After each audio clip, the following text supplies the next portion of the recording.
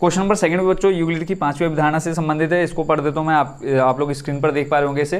क्या यूक्लिड की पांचवी अभिधारणा से समानांतर रेखाओं के अस्तित्व का औचित्य निर्धारित होता है, स्पष्ट कीजिए। बोला है कि क्या यूक्लिड की जो पांचवी अभिधारणा है उसमें समानांतर रेखाओं का क्या अस्तित्व सिद्ध होता है या नहीं होता है, इसको हमें समझना है। तो पहले हम जो मैं यहाँ पे पांचवी अभिधारणा से रिलेटेड जो हमने लिखा है उसको पढ़ लेते हैं। इसमें हमने लिखा है कि हाँ, यूक्लिड की पांचवी अभिधारणा से समानांतर रेखाओं के अस्तित्व का औचित्य निर्धारित होता है। ये क्वेश्चन में पूछा था कि होता है या नहीं होता है, तो हमने लिख दिया कि हाँ होता है।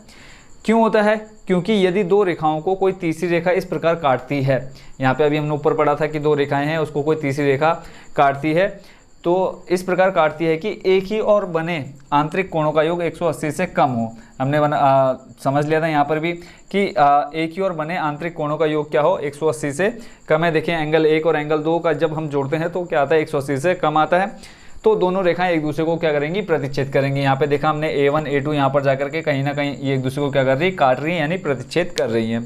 ठीक हो गया, ये तो हमने ऊपर फर्स्ट नंबर में समझ लिया था। परंतु यदि कोणों का योग कितना हो, 180 हो, यानी जो ये आंतरिक कोण है, अगर मैं बोलूँ इसको, अब इस डायग्राम को हटा देता हूँ क्योंकि यहाँ तक आप समझ चुके हैं कि दो रेखाएं, अगर उसको कोई तीसरी रेखा प्रतिच्छेद कर रही हो, उसके आंतरिक कोणों का योग 180 से कम है, तो वो दोनों रेखाएं A1 और A2 क्या करेंगे, एक दूसरे को प्रतिच्छेद करती हैं। अब सेकंड वाले को समझने के लिए एक और डायग्राम बना देता हूँ यहाँ पे मैं। अब क्वेश्चन में ये बोला है यदि कोणों का योग 180 हो, ठीक है, ये आपका पहला A1 हो गया रेखा, ये आपकी दूसरी रेखा हो गई A2, और बोला है ये जो आंतरिक कोण है इनका योग कितना हो, एंगल फर्स्ट और एंगल सेकंड ले लिया हमने, एंगल पहला और एंगल दूसरा।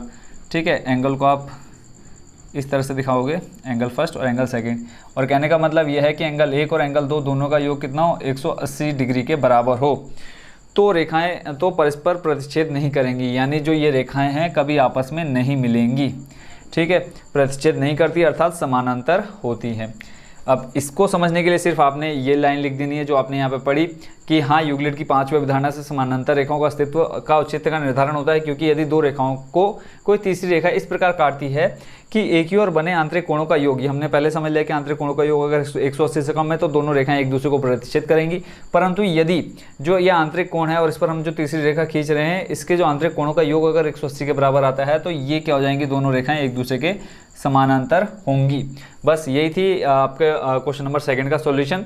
ठीक हो गया, तो इसी के साथ आपकी एक्सरसाइज 5.2 और चैप्टर भी आपका हो चुका है कंप्लीट। आई होप दोनों क्वेश्चंस को आप अच्छे से समझ गए होंगे। तो मिलते हैं नेक्स्ट वीडियो में नई एक्सरसाइज नए चैप्टर के साथ। Thank you so much watching for this video.